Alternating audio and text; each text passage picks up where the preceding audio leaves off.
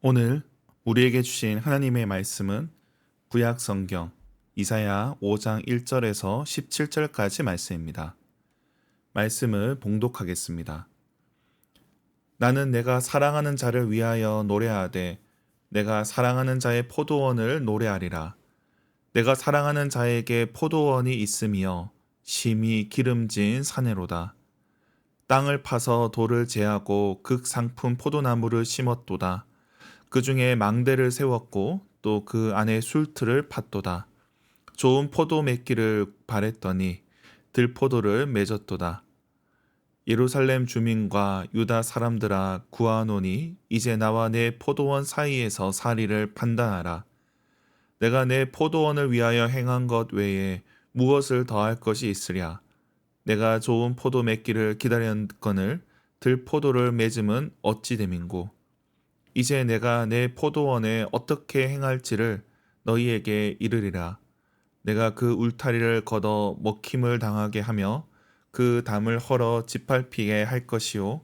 내가 그것을 황폐하게 하리니 다시는 가지를 자름이나 북을 돋우지 못하여 찔레와 가시가 날 것이며 내가 또 구름에게 명하여 그 위에 비를 내리지 못하게 하리라 하셨으니 무릇 만군의 여호와의 포도원은 이스라엘 족속이요 그가 기뻐하시는 나무는 유다 사람이라.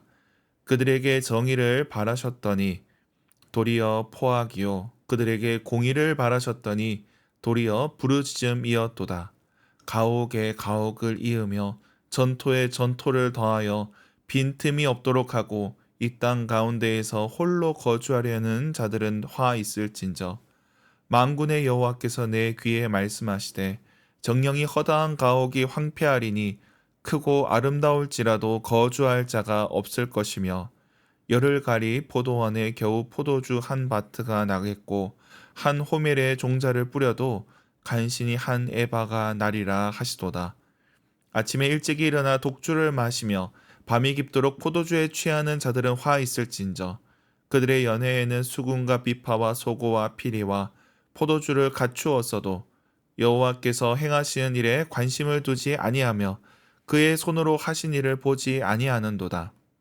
그러므로 내 백성이 무지함으로 말미암아 사로잡힐 것이요 그들의 귀한 자는 굶주릴 것이요 무리는 목마를 것이라. 그러므로 스올이 욕심을 크게 내어 한량 없이 그 입을 벌린즉 그들의 호화로움과 그들의 많은 무리와 그들의 떠드는 것과 그 중에서 즐거워하는 자가 거기에 빠질 것이라. 여느 사람은 구풀이고 존귀한 자는 낮아지고 오만한 자의 눈도 낮아질 것이로되 오직 만군의 여호와는 정의로우심으로 높임을 받으시며 거룩하신 하나님은 공의로우심으로 거룩하다 일컬음을 받으시리니 그때에는 어린 양들이 자기 초장에 있는 것 같이 풀을 먹을 것이요 유리하는 자들이 부자의 버려진 밭에서 먹으리라. 아멘. 매일 성경 순서에 따라 이사야 5장 말씀을 살펴보겠습니다. 이사야서 5장은 포도원의 노래라는 제목을 붙입니다.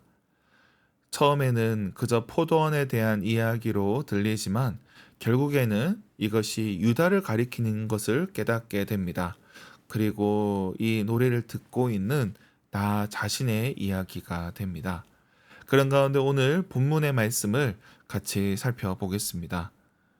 본문 1절에는 포도원은 노래하리라 라고 시작합니다. 이 노래하는 이는 포도원에 정성을 다합니다. 그래서 2절에 땅을 파고 돌을 제하고 극상품 포도나무도 심습니다. 그리고 망대도 세우고 술틀을 팝니다. 그렇게 노력을 했는데 결론은 보잘것없는 들포도뿐입니다. 그렇다면 이 포도원을 어떻게 해야 할지를 묻는 겁니다. 그래서 3절에 나와 내 포도원 사이에 사리를 판단하라 나옵니다. 이전에 재판장에 비유를 했던 것처럼 노래하는 이와 포도원 사이에 판결을 요구하는 것입니다. 소출이 나오지 않는 포도원은 당연히 헐릴 수밖에 없습니다. 그래서 5절에 포도원의 울타리를 걷어버리고 담을 헐겠다 합니다. 더 이상 가지를 자르거나 관리하지 않겠다는 겁니다. 당연한 이야기입니다. 소출이 나오지 않는 포도원은 헐릴 수밖에 없습니다. 그래서 5절에 그렇게 처분하겠다 나옵니다. 그런데 이것이 나 자신의 이야기가 되니 문제입니다. 7절의 포도원은 이스라엘 족속이고 유다 사람을 가리킵니다. 그런데 그들이 열매를 맺지 못했습니다. 그들이 한 일은 8절에 나옵니다. 가옥에 가옥을 잇고 전토에 전토를 이었습니다. 부자들은 땅을 사들여서 대농장을 만들었고 또 집들을 사들여서 더 큰 집을 만듭니다. 그러는 동안 땅을 잃은 자들은 노예가 되거나 품꾼이 될 수밖에 없습니다. 집을 잃은 자들은 떠날 수밖에 없습니다. 이에 대한 비판이 11절에도 이어집니다. 그렇게 대농장을 만들고 부동산 투기한 자들에 대해서 그들은 타락하여 아침부터 독주를 마시고 포도주에 취해 있다 합니다. 저들은 쾌락에 사로잡혀서 하나님의 경고를 듣지 않는 것입니다. 그들의 사치스러움과 호화스러움은 심판을 받게 된다는 것입니다. 그러므로 하나님께서는 이들을 심판하십니다. 이들이 그렇게 사람들을 몰아내고 혼자 살려고 했듯이 하나님께서는 그들을 다 쫓아내 버리십니다. 그 결과가 오늘 본문의 말씀입니다. 그리고 하나님께서는 어린 양들을 초장으로 인도하셔서 유리하는 자들을 부자들의 버려진 밭에서 먹으리라 말씀하십니다. 그렇게 투기하던 자들은 쫓겨나게 될 것이고 오히려 떠돌던 자들이 그 땅에 남을 것을 말씀합니다. 그렇게 오늘 본문이 마무리되고 있습니다. 오늘 본문에서는 유다 지도층의 부동산 문제와 또 쾌락에 빠져 있는 문제를 다룹니다. 이것이 과연 하나님께서 바라셨던 모습인지를 묻는 겁니다. 하나님께서는 이스라엘을 애굽에서 건져내어 거룩한 제사장 나라로 세우셨습니다. 그런데 그 결과가 이것밖에 안 되냐는 겁니다. 처음에 이 말씀을 듣던 자들은 남의 이야기인 줄 알았을 겁니다. 그러나 이것이 자신의 이야기임을 알고 심각해졌을 것입니다. 이런 방식은 이전에 나단 선지자도 썼던 방식입니다. 나단은 다윗이 밧세바와 범죄했을 때 이야기를 들려줍니다. 그래서 다윗이 그 이야기에 분노하며 이야기 속 인물을 처벌하라 합니다. 그런데 그 이야기 끝에 바로 그 인물이 자신임을 알게 됩니다. 스스로 재판을 하더라도 처벌을 피할 수 없다는 겁니다. 다윗의 죄나 오늘 본문의 유다 지도층의 죄는 결국 권력의 문제입니다.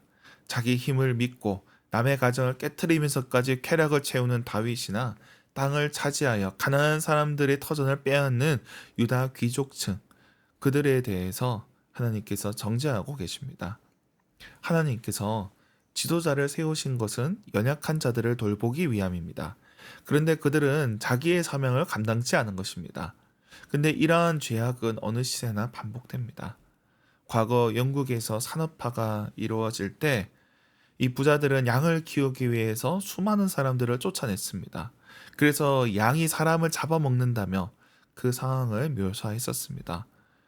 부자들의 탐욕으로 인하여서 가정이 깨어지고 땅에서 쫓겨나게 되었던 겁니다. 오늘날에도 이런 일들은 종종 일어납니다.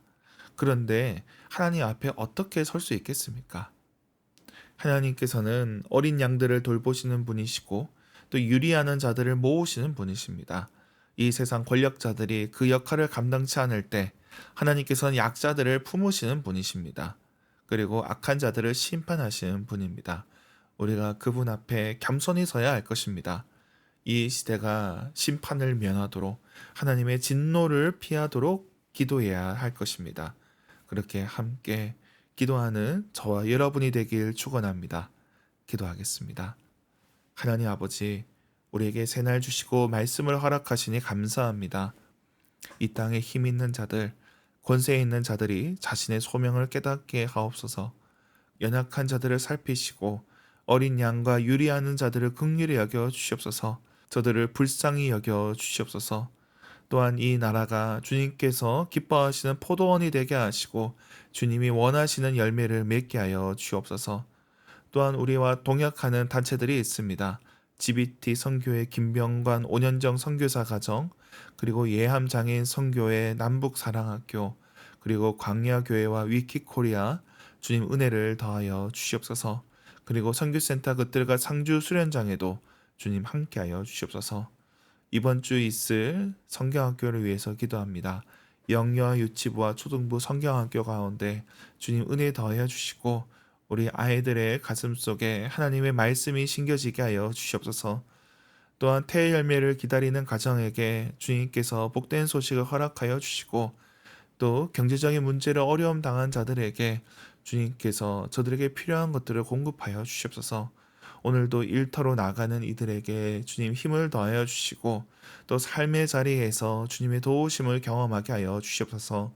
감사드리며 예수님의 이름으로 기도드립니다. 아멘.